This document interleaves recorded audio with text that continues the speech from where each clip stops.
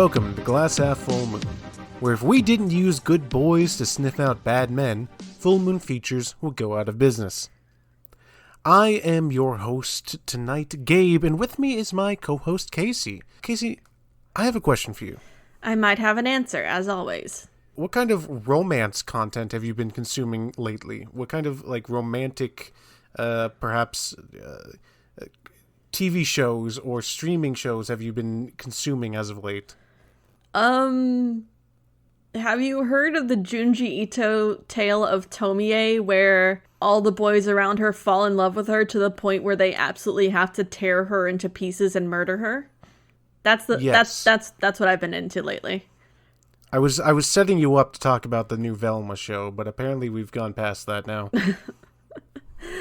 For a note, I've been watching the new Velma show. It's terrible. It's absolutely horrible, but it's a train wreck, and so I can't stop watching it. So, in regards to that, do you want to know what isn't a train wreck?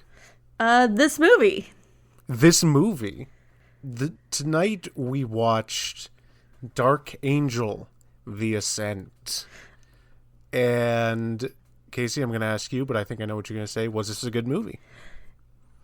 It wasn't a bad movie. I wouldn't say it was a good movie. It was passable. It wasn't the worst I've seen. I actually I would like to say I agree with you. It's a good movie. It's not a great movie. It's passable. But I quite enjoyed it. I enjoyed watching it. It had its moments where it was way too cliche and whatnot and way too, cheesy? It was very cheesy. Right. So the way that I could say it is, it's like if they did a lot of stereotypes and they did a lot of tropes and they did a lot of, full moon isms, but they did them well. Yeah. Yeah, it was very trope-filled, but also had some things that were incredibly subversive from what I was expecting.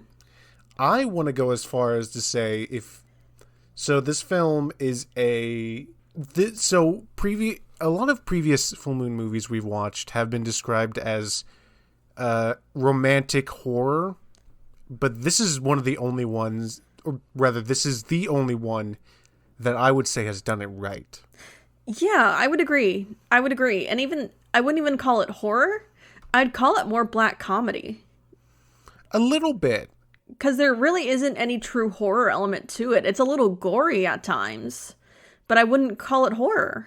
Do you want to know why I think it was done right? Because it was directed by a woman.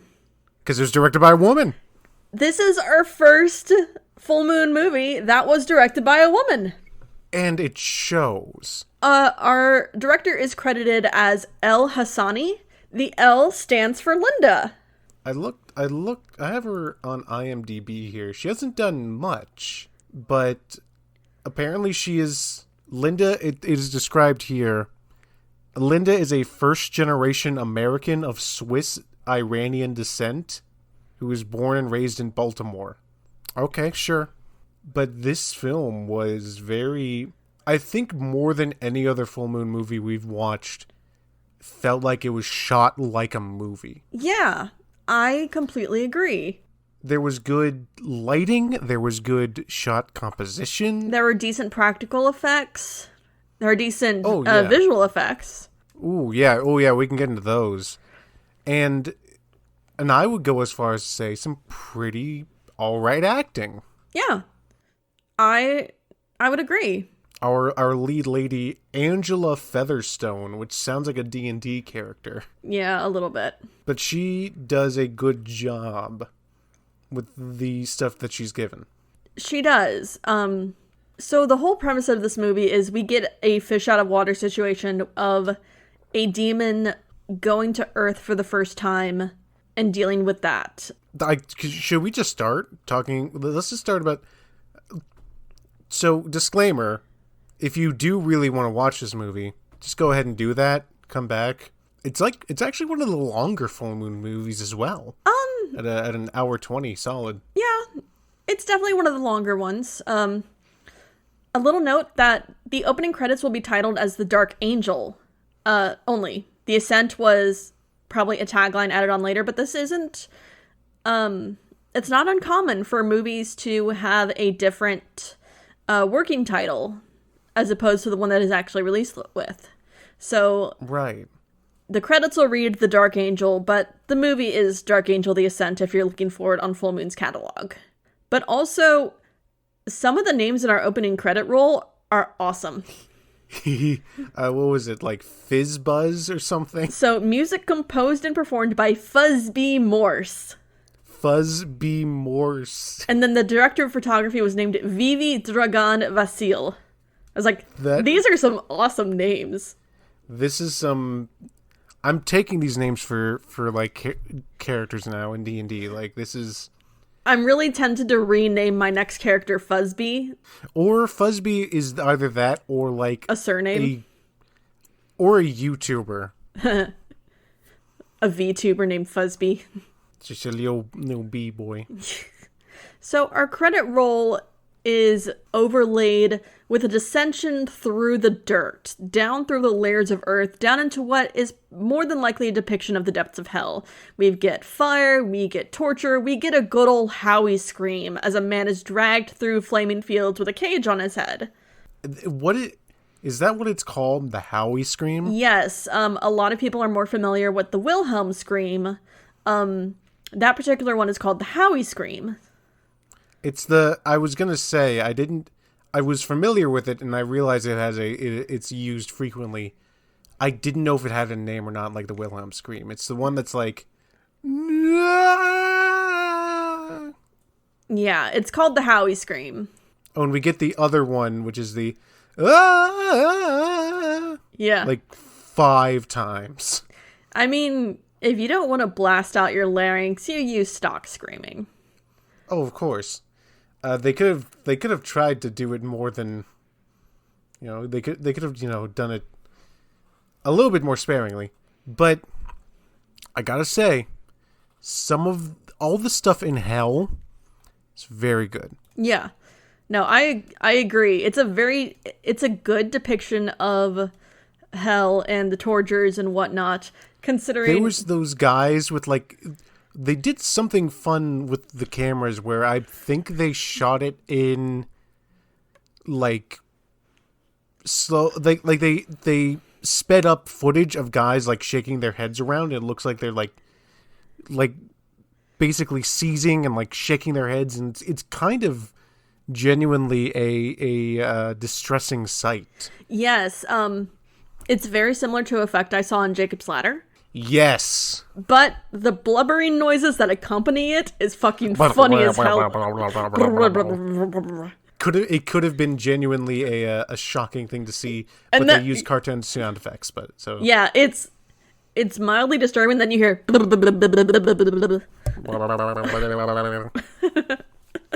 But other tortures we have are landlords and bankers getting like seared brands into their head. We have via a typewriter on them. Via typewriter, right? But the funny part is they line up for it. They get stamped and they scream, and then they run off to the next thing.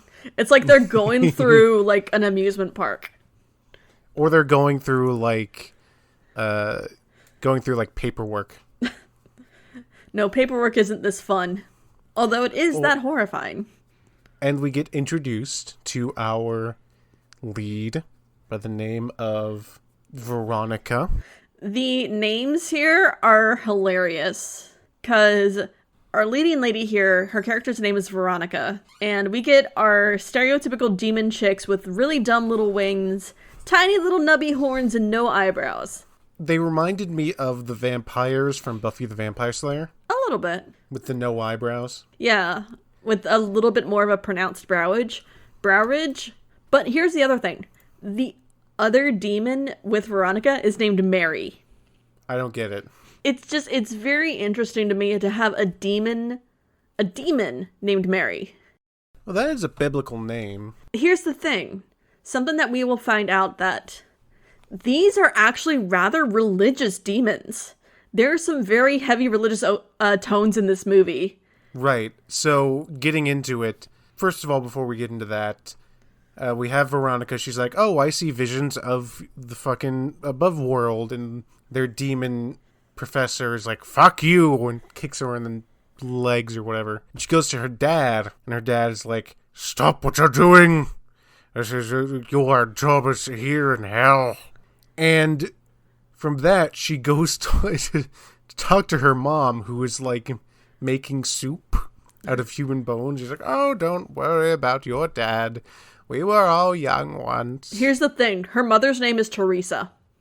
I know. That's great. She is literally Mother Teresa. It's great. But, so she has the soup, and initially, what I thought to be a bit is them saying grace. I thought that was just a joke. No, that's a plot point. I thought so as well. I was like, are they actually saying amen and Lord in regard to Satan? No, they're saying it in regards to God. These demons are straight up religious. I genuinely can't think of any other work of fiction that has demons as subservient to God Almighty. Like, it makes sense because they're here to punish sinners. Yeah. They themselves are being punished, but they still do the bidding of the Lord. They're doing a job. And it is genuinely a interesting take on this kind of biblical canon of having the demons be like, I serve God, I am going to punish the sinners, I am going to, sear these evil people.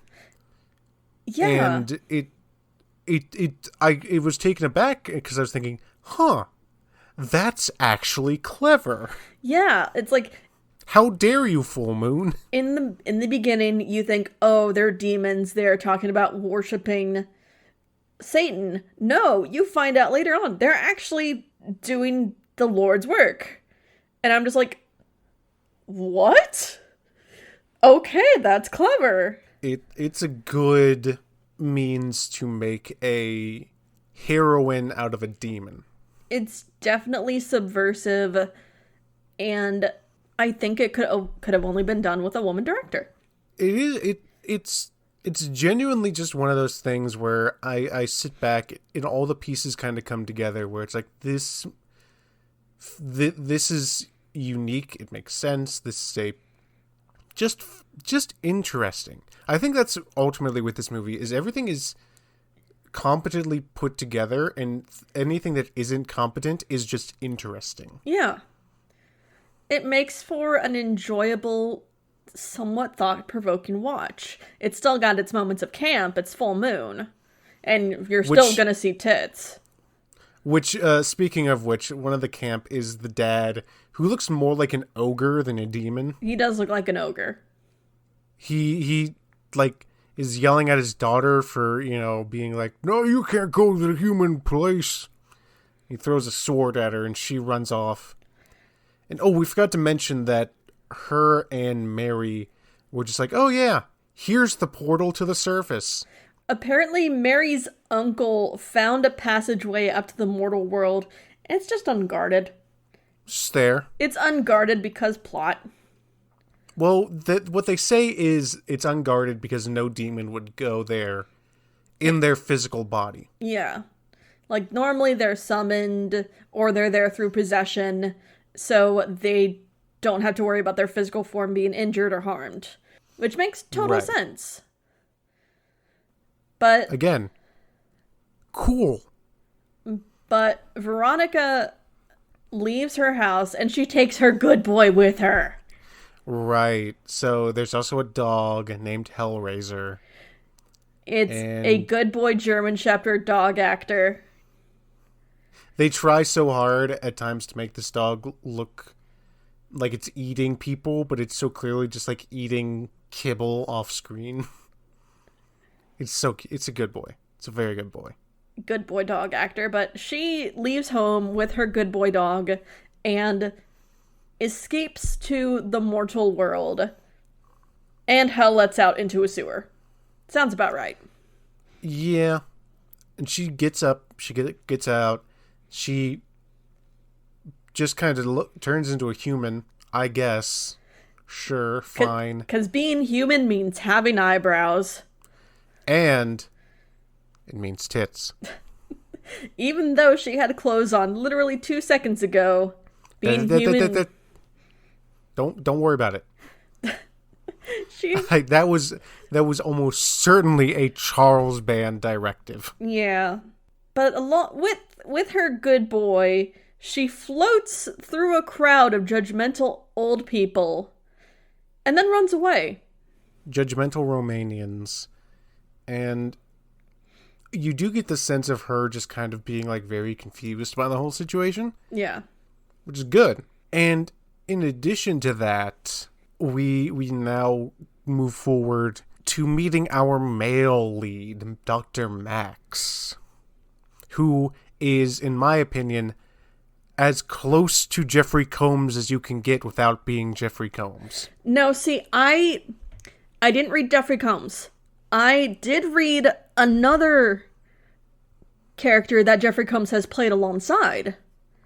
'Cause... No, go ahead. I didn't read Jeffrey Combs. I read Bruce Abbott as Dan Kane from Reanimator. Right. 'Cause he got no spine. Max is spineless. He's a beta male. I think in this introduction is somewhat reminiscent of Reanimator as well. It is. It's very reminiscent of Reanimator because we're introduced to Max as a individual is brought in having suffered some gunshot wounds, and he's just cursing up a storm. Meanwhile, another individual is brought in, and it's the woman he was in a tussle with. And he's trying to deal with this belligerent patient of his who's yelling at this old woman lying on a gurney next to him, flatlining. He gets wheeled away for surgery, and Dan... I want to call him Dan. Max is faced with the dilemma of, does he save the living patient or who is obviously a criminal, or does he go and try to resuscitate an old woman who was defending herself, but will ultimately be a waste of time because she's already too far gone. And this is going to sound weird considering we're talking about a full moon movie. That's kind of a theme of the question of if at the cost of a innocent life, is it worth it to take a bad life? In a sense. I don't know if it's been done well, but that's kind of what the overall theme of this film is, or the discussion is trying to put in, is, okay, bad people are going to do bad things regardless of what you do. So, do the thing that's going to help the most amount of people. This movie is a morality play. It is a good versus evil. It is who should be the judgmenter of evil, and should you take these matters into your own hands, even if it's for a righteous cause.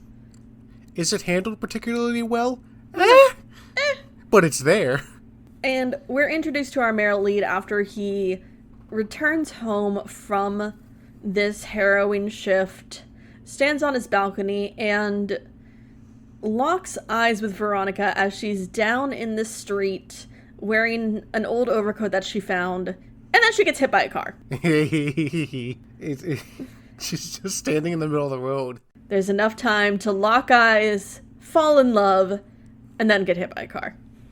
And the car, you get the view of where the car is, and it's not like he's turning, like, onto a road and she's standing there. It's a straightaway.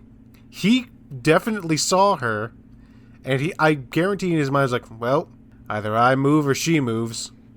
Mama didn't raise no quitter. But she's taken to the ER, and she's in the hospital bed. And the nurse is like saying, oh, her body is, no matter how many blankets we put on her, she's cold. Right? No, it's like what happened was every room that she's been in, the heat's gone out. Right. So for some reason, she has an ability against electrical appliances. It's not particularly explored. But even weirder than that, damn, she got some big feet. The nurse is here foot-shaming Veronica. Just like... It's genuinely really funny when she's like, oh, there's this weird supernatural stuff happening where every room we put her in, it gets really cold. And also, look at how big her feet is. That's even weirder. It's such a weird point to make. It's like, why did they have to point out that her feet were so big? I would assume that's meant to be a demon thing, but I don't know why. I don't either. But Veronica wakes up. Max reassures her that her dog is just fine. He's at the pound. I don't know why he's being held at the pound when they know he has an owner.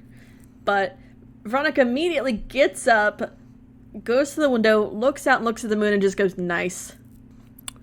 Nice. Nice. And it's there that she kind of... It's a bit weird where, first of all, Max is like, hey, we shouldn't just let her out. And I suppose the head of the hospital is like, look, she's fine. She's not injured. We literally can't keep her here.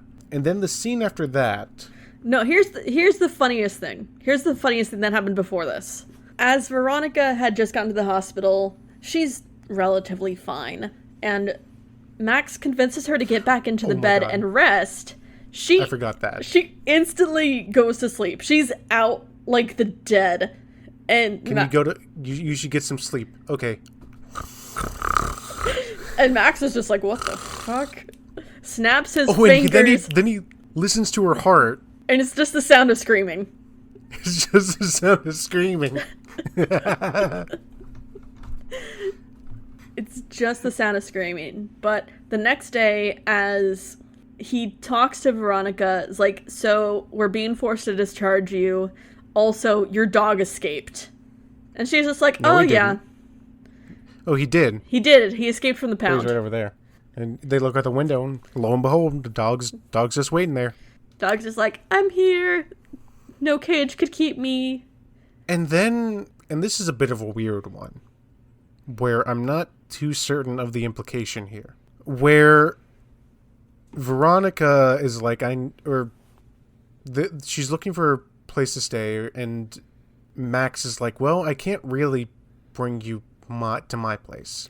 No. What happened is, he was asking her if she had any place to stay, and she suggests, why don't I just stay with you? And initially he's just like, no, I can't do that.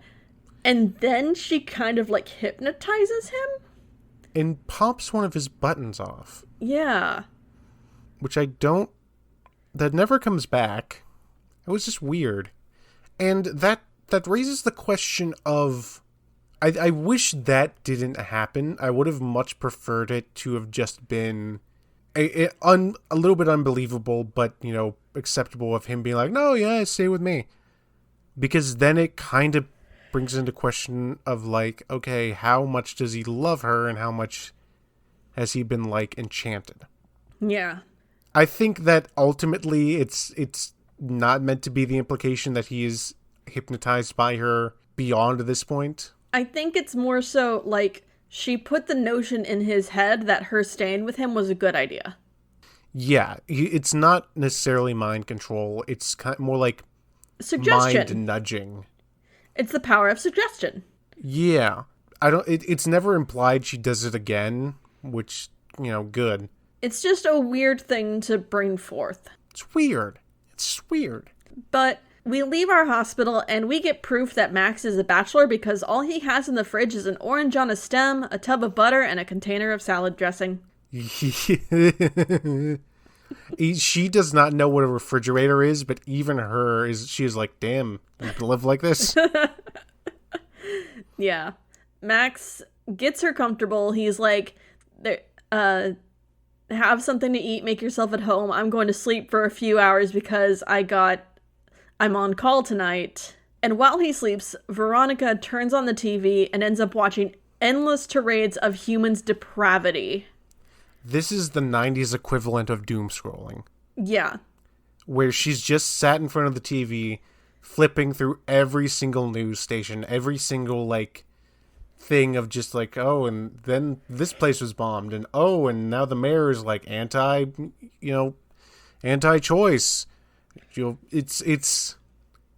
It is just her observing humanity at its worst. Yes, like, we get a press conference from the mayor just like, oh, if we fund this home for indignant women, then they're going to keep leeching off the welfare system and having more babies. And this is Isn't that going to lead to literally people dying? And he's like, eh. It's proof that the mayor is evil as shit. And Veronica looks to Max as he wakes up and comes out, and he's just like, who is this man? He's terrible. Why is he in control? And he's just like, well, he was voted in, and I voted for him too, which makes Max evil by proxy. Yeah, by Veronica's own logic, Max should be killed. We're not gonna worry about it. By my own logic, Max should be killed. Oof. Getting spicy here on Glass Half Full Moon. You were basically, it's not willful ignorance. It's just, you were guilty by association. And the U.S. democratic system is just more proof of that. I don't think we're meant to think too much about it. Because if you do, you're just going to spiral downward into deep, deep despair and depression. But as Max heads to the hotel, Veronica is given some money and goes about her way in the streets nearby his apartment and is approached by a couple of nuns. They're very well-meaning. By some nuns. They're very well-meaning. They offer her a sandwich, and they give her, and they're like, hey, do you want a place to stay? And she's like, oh, I can't stay at your church because I will burst into flames. And they're like, nuns like, okay, cool. Well, at least we can give you this here little cross. Hold on to that. And she just, her hand immediately starts smoking. She just immediately starts burning her. And here's the thing. This is the point that really threw us on our heads and the whole demons are religious thing.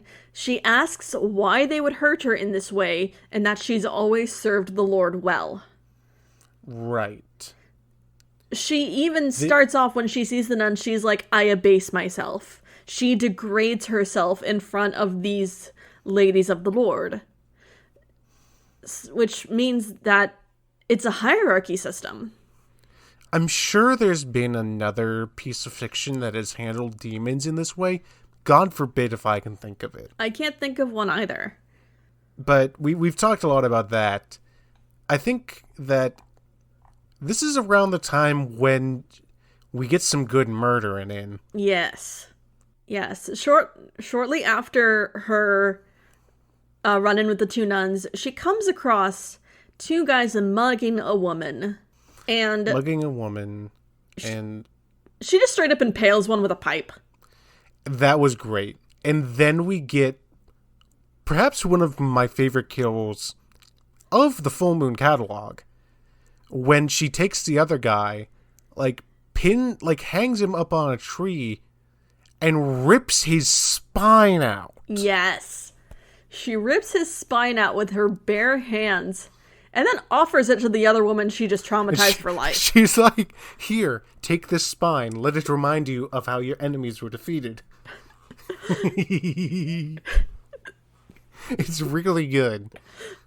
Some good gore effects, too. Yeah, it's got decent gore effects. Like, the spine's really well made. It's a bit thicker than a standard spine, but it's decently made. It's one of those things where, this is a creative kill that they did with barely any budget. Yes. And she hands the spine to the lady, and the lady goes screaming, screaming along.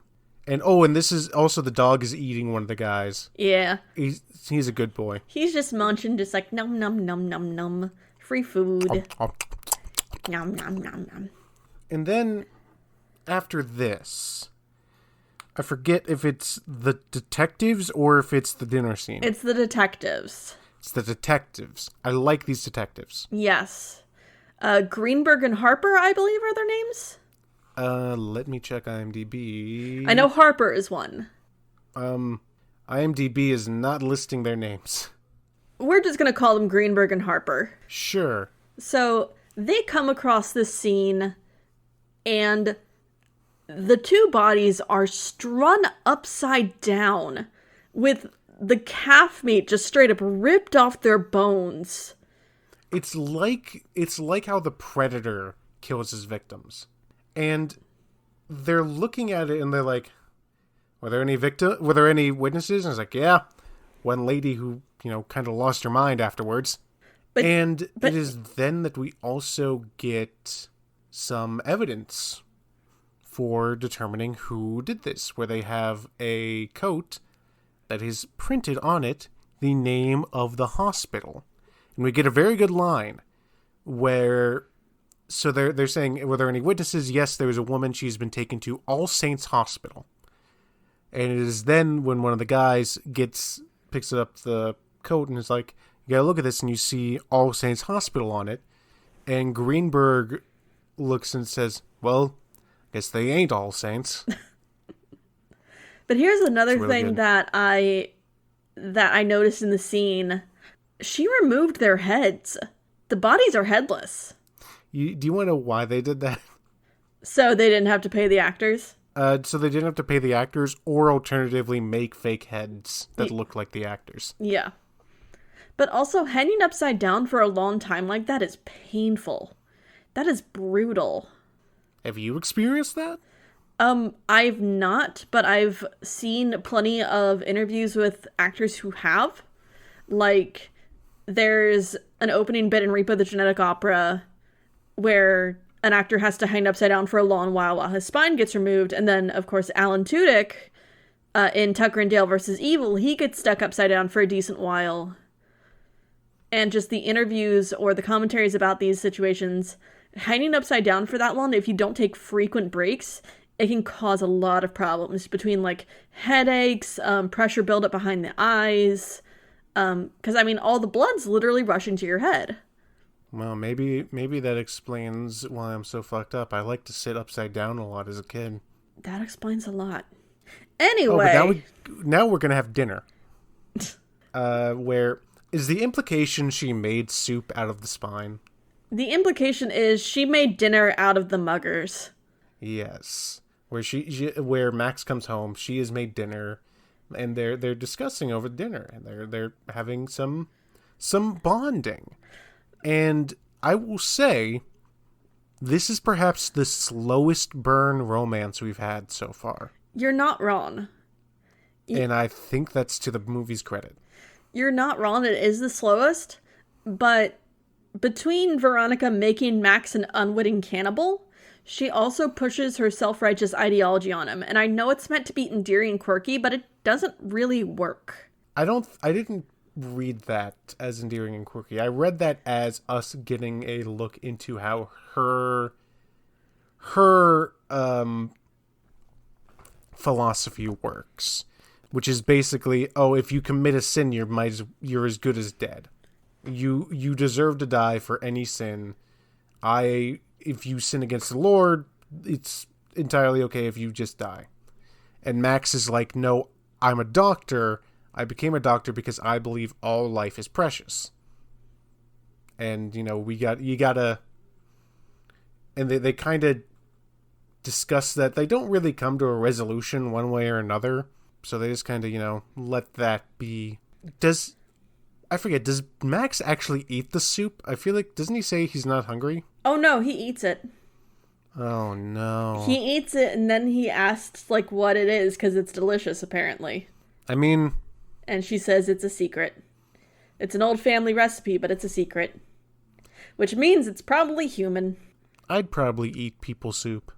I did always say if I went to jail for a really weird crime, it'd probably be cannibalism.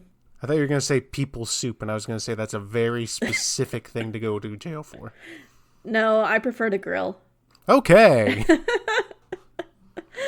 Past our dinner scene, Veronica is once again perusing the streets around the apartment. But this is after she has taken a decent bit of time staring at the TV and writing an intense letter on Max's typewriter. And she does it in, like, super speed, right? Yes. But she's perusing along the streets, and Veronica witnesses racism and police brutality for the first time. And so she murders. At least she does understand that all cops are bastards. Quite literally, she encounters some good guy cops, and she's like, wow, this is a surprise. Yeah. But, no, she kills these cops. The guy is like, holy shit, did you just kill those guys? The guy who was being, like, racially profiled, and there was some brutality happening. Even he was like, fuck. Yeah, the guy murdered them. The guy she saved is freaked as hell. And I don't blame him. It's like, yeah, he was being racially profiled and beaten, but still, he just witnessed two guys get killed. Like, the ideal situation there is like, okay, separate the cops from the guy, and the cops get, reprimanded. Not, they get murdered directly in front of you. I think that is also a big thing of just, like, you witness a human being get ripped apart. Yeah. And she is still like, look, I have defeated your enemies. You should be joyous on this day. And he's just like, what the fuck? You just killed two people. What? Oh my god. I was seen with you. I'm gonna be marked as an accomplice. And he runs the fuck away. And after he runs the fuck away, she leaves a letter for the mayor in the mouth of one of the corpses. It's fucking baller. That is how I want my threats to be delivered from here on out. In the mouth of your dead constituents. Are you going to go with letter or tattooing it on the tongue? Letter, but written on human skin. Clever. Did you leatherize the skin first, or is it fresh? Oh, it's leather. Gotta be nice. Neat. And after this, obviously, we have the two detectives again. They find the note, and they bring it to the mayor, who is sitting in the longest office I have ever seen. Before this, however, we get further notations that these demons are religious as fuck, because Mother Teresa is visited by an angel. Right. And she's, like, praying at a cross. Yes, she's praying at a giant cross. And she's visited by an angel via bubblegram. And what does the angel say? That Veronica is an agent of the first... The first cause. The first cause. Is that a biblical canon thing, or is that something this movie made up? I have no idea. I don't know. But they're just like, yeah, she broke the laws going to the mortal world, but we're gonna just keep letting her do her shit. Because, she's doing things for the right reasons and murdering and punishing sinners. So yeah, just leave her be. Also, tell your husband to forgive her. And then I'm just looking at the... Okay, first cause is a thing. It is a thing from philosophy. Really? Yeah. What does it entail? First cause in philosophy... The self-created being, i.e. God, to which every chain of causes must ultimately go back. So it's like, he's the start of all, like, the chain of events of everything, and so by being a part of the first cause, she is... It's basically a verbose way of saying, divine, divine justice? Mysterious ways, or whatever. Okay. But yeah, I'm pretty sure the mayor's office is in some kind of, like, grand cathedral. It's really... It's so weird. Like, I get that it's a grand office, but also I don't want an office like that. Can you imagine how awkward it would be to, like, just watch the person you're supposed to have a meeting with walk, like, 15 feet from your door to your desk? Also, his TV was really far away. Oh, he likes it like that. He likes it when you can barely see it. He likes the eye strain. It makes him feel alive. Makes him feel like a big man with a tiny TV. But no, the mayor's like, hey, have you... the people here basically want this killer to have,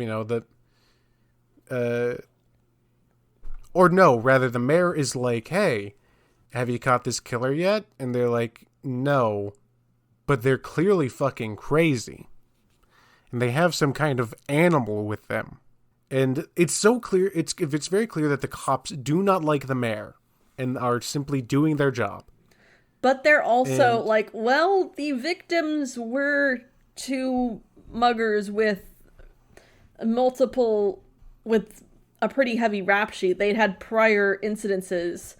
But also the cops she killed both had indictments against them for excessive force and whatnot. So they're just like, I mean, the people that were killed probably deserved it, but we can't have a vigilante on our hands doing self-righteous justice and whatnot. Yeah, and it is one of those things where, again, it's a bit of an interesting argument of like, okay, these are bad people, but they don't, at the same time, they probably didn't deserve to die. No, but the letter that she had penned for the mayor said, "You're evil, you should not be in power, resign or I will make you." And here's a little quirk. The G on her letter is off-center. So, is there meaning to that? There is. Because after they leave, they come and question Veronica because she lives in the apartment building that is on the same block as where the murders had taken place. Oh. She invites them inside, and as they're questioning her, they notice a piece of paper that Max had left out in regards to a prognosis for a patient, and it has the same off-center G stroke as the letter that was left for the mayor. Curious. But then she threatens the cops. She basically straight up told them that she did it. Oh, hey, oh yeah, Max? Nah, he couldn't hurt a fly. Me, however, all I'm saying is those flies better look out.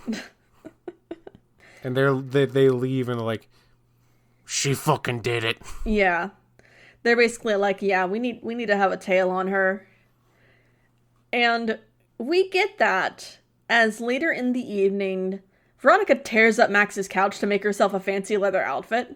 I mean, probably could have just bought some clothes. And before they leave, she feeds Hellraiser the liver of the cop. She cut out his liver and took it home and fed it to her dog. And we should say that she made an outfit because she wants to go see a movie she saw in a theater. No, she saw the advertisement for the movie and she's like, I want to see this. Now, when she said this, I was thinking, okay, what full moon movie are they going to reference? That's what I thought as well. But no, they watch porn. She makes Max take her to a porno. This is very funny. Like, there's full on, you don't see anything, but you hear it. And she's just so engrossed. Like, it's the most interesting thing she's ever seen in the world. Oh, yeah. And it makes... It I was going to say it makes sense, but it doesn't. And the detectives are in the back row and watching them. But also Greenberg's watching the movie. He's got popcorn. He's like, I like her tattoo. And then a guy kind of collapses for some reason? Yeah, I think he fell asleep. That was weird. It was a little strange. I think Charles Band asked for that. Probably. After the film, they go clubbing, and Veronica's like, how did you enjoy the movie? And Max is like, it was porn. Straight up, how the interaction goes. It's like, how did you like the movie? It was pornographic. It's funny. It's quite funny. It's amusing. And okay, this is one of those scenes where it's like, this feels like a movie. Where first of all, they meet one of Max's old classmates, one of his people he went to school with. And she is clearly like, man, I wish we would just fuck, you and me. Her name is Max. Lois. Well, we can't all be winners. and she's like, yeah, well, I wish we would have fucked. Anyway, see ya. And Veronica's like, that's my man. Even though it really isn't. She follows Lois to the bathroom and goes straight up possessive as shit over Max, simply because Lois flirted with him. She straight up says, that there is my man. You stay the fuck away. And Lois is just crumpled in a ball on the floor, sobbing and apologizing like, I'm sorry. I feel so bad for her. It is genuinely, again, one of those scenes where it's a little bit more complex. Where up to this point, Veronica has been a very morally just character by her own morality. Where it's like, she has only ever acted based on, if you're a sinner, you deserve to die. That is her philosophy. But in this moment, she is partaking in jealousy, a bit of envy. Or just being protective. However, she justifies it because she claims Lois is coveting. Even though Max isn't really her man at this point. Exactly. It adds a layer of complexity to this character. But where afterwards, there's some dude doing cocaine in the bathroom stall. Yeah, she had instructed all the other women in the bathroom to get the fuck out, but there was a dude and his lady doing coke in the stall. And when they come out, this guy stabs Veronica in the gut. Yep. And afterwards, she is left, she looks in the mirror, her eyes, by the way, this actress, striking blue eyes. Yeah.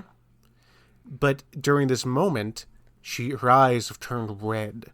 And you can tell that she is able to recognize that she has been against her own moral code in going striking against Lois, and she is very apologetic and trying to make up for this, and just clearly there is conflict within her. And then Detective Harper shows up in the bathroom. This is also a good scene where she's like, look, stay away. I don't want to... You stop. I don't want you in my life anymore. And he's like, yeah, and she's like, okay, cool. I'm going to show you what hell is like. And grabs him and, like, beams visions of hell into his mind. And we get, like, an overlay of people burning and him, like, swinging his head around like, ah! We get an overlay of the opening scene of the movie. Oh, yeah, they didn't film additional scenes. So no, they just straight up overlaid the opening scene. But I feel so bad for Harper. He got fucked for doing his job. Yeah, Veronica is not a good character. She's not like in the sense that she's morally good. She's a demon. But there, again, it's a layer of complexity where she's not morally good, but she has a code. She's lawful evil, basically. Yeah. So Harper leaves her alone. He shuffles out of the club, just sweating bullets, shaking like a leaf. Max and Veronica are getting in their car. They're leaving. And Detective Greenberg is like, oh, shit, we gotta go after them. And Harper's like, nope. No, we don't. Like, fuck we do. We are staying right here. And then we get to the romance part of this movie as Max is getting ready to stitch up Veronica's stab wound. No anesthetic, and she's just like, I want to fuck you. And to Max's credit, he's like, no, you're wounded. And he, up until the very moment it happens, he's like, no, this isn't the time. This isn't the place. But, you know, emotions take over. The moment her stab wound is completely stitched up and he cuts away the thread, they start getting frisky. And then, holy fuck, they lit so many candles for sex. I don't think about it. How long did that take, and why does Max have so many candles? There's literally dozens of candles on the floor around the bed where they are having sex. And if you think about it for even a moment of them, like, because they were very clearly very, very horny and very into it just a few moments ago, and then them stopping like, wait, we need to set the mood. And then just going around lighting each individual candle. And setting it down, placing it meticulously. But why does Max have that many candles? He was waiting for this moment. There were so many candles. But there were enough candles to fill a fucking basilica. It was a fire hazard. It certainly was a fire hazard. But moving beyond that very silly detail, we get a full minute and a half of cuts of them rolling around in bed, 2 candles, 2 o'clock, over and over again. I would go as far as to say this was tastefully done. It wasn't the worst. It's not the most depraved sex scene I've seen from a full moon feature. It felt... I don't want to say it felt earned, but it felt like it was properly built up to. It was still only within the span of a few days. Yeah, I think that's just comparatively to other full moon features. And again, with the shot composition, this was shot like a movie. And it was shot well. But, you know, when things start getting busy, when she starts getting excited, she gets horny. Literally. As she starts to turn into a demon. And she's like, hey, just FYI.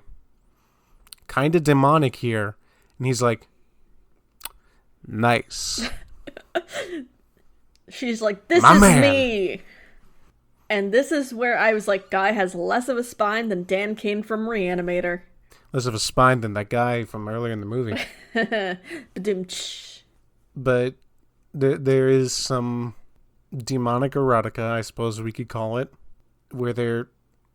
And then there's the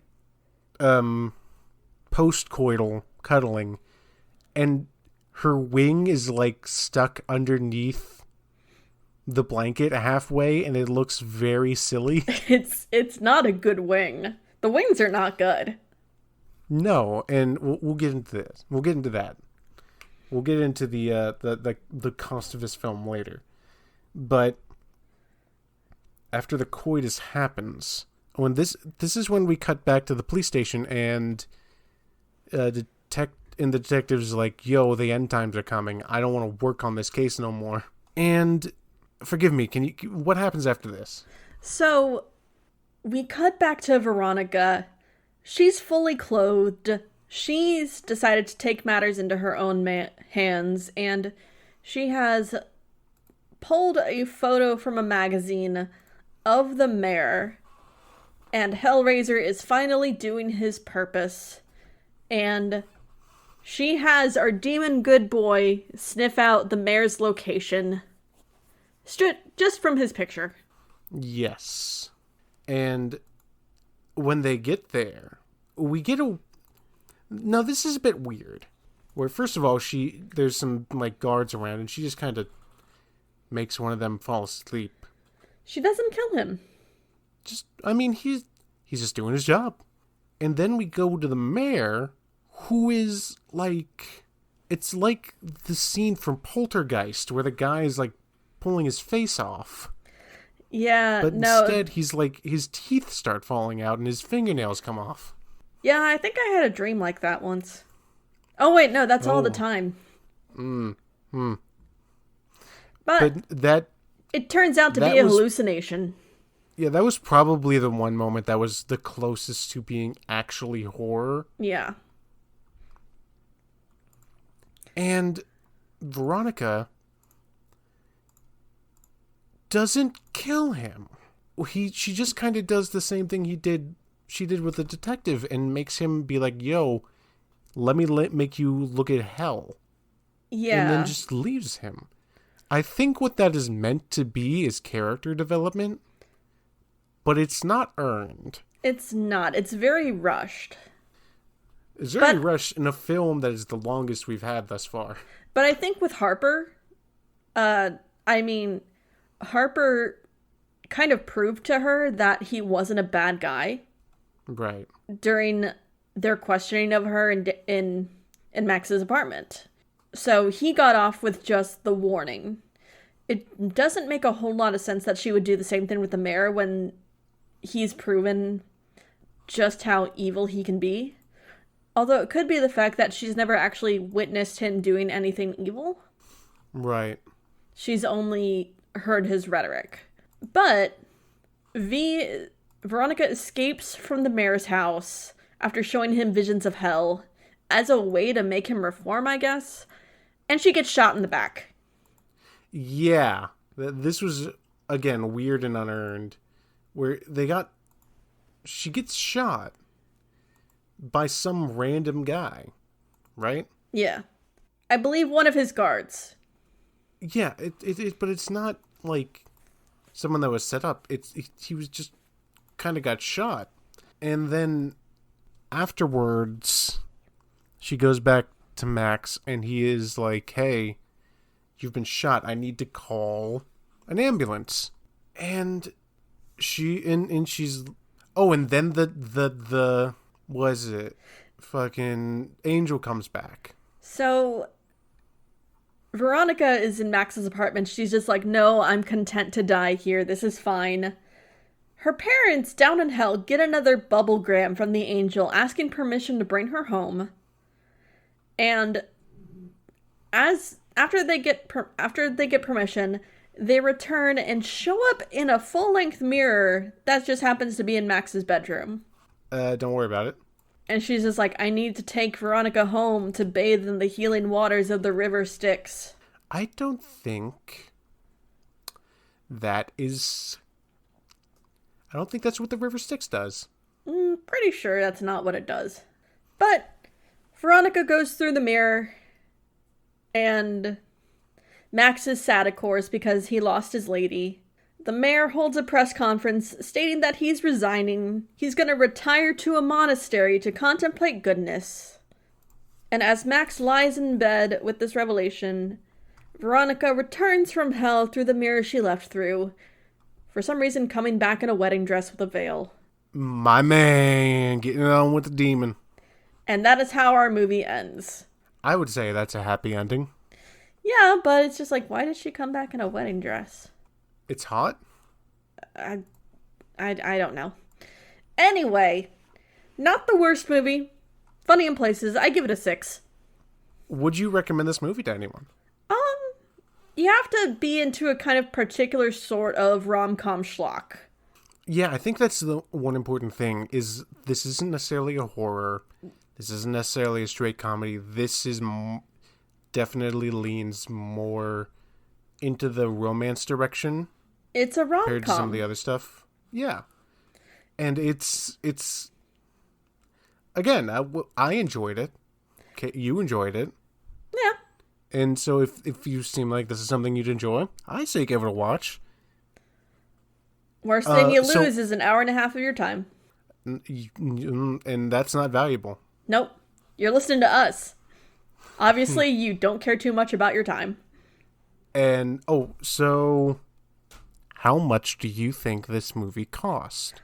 $600,000. $350,000. Damn, I was close. That's so little money. It's not that much money in terms of movies. It is, but they did a lot with it, I think. Now, this is a question I've thought about. In the full Mooniverse, who is Dark Angel going up against? Ooh, who do I pit Veronica against? Who do I pit Veronica against? I'm gonna pit her against Leech Woman from Puppet Master. Specifically Leech Woman? Yes. I thought about this, and what I want is Veronica versus Dr. Mordred. But it's a Godzilla versus Kong type thing, where they are, at the beginning of the film, they're against each other, but then they need to team up against some even bigger bad. Mecha Mordred. I would kickstart that in a heartbeat. Mecha Mordred. I still don't think it's as good as the team up of Bob and Popescu from Subspecies. I think, yeah. Nothing could beat the team up of Bob and Popescu. But that's not what we're here to discuss. Nope. We're here to discuss, or I guess we're no longer discussing Dark Angel of the Ascent. So I guess what's next? So next episode, we get a full moon Lovecraft adaptation, Lurking Fear. So if it's Lovecraft, better hope Jeffrey Combs is involved. Here's the thing. The last time we had a book film adaptation from Full Moon, we got The Pit and the Pendulum. From Stuart Gordon. Right. Which was a film that was really fucking weird. Oh, Jeffrey Combs is in this. I'm happy. Is he? Yes. Oh, and I am here. I am now suddenly very awake, and I'm gonna go watch that right now. But while I'm watching that, I hope all of you have yourselves an absolutely horrible evening, and maybe just don't be a dick, or else you'll have your spine ripped out. Be a good person, but don't donate to the Salvation Army. Sure. Bye. Bye, everybody.